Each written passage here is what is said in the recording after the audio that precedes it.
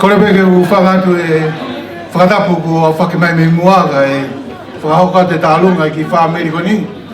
Ko maha ko whakamore tai me be ko mo iapito tauni lahe ngahi pea nai hoko whaameri ka mawa o mai ki hene whawhikau.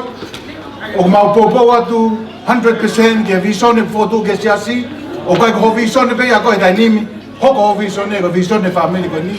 Ko ia kai te tuku haivi. Ko ngā tōtana tuku ia piku.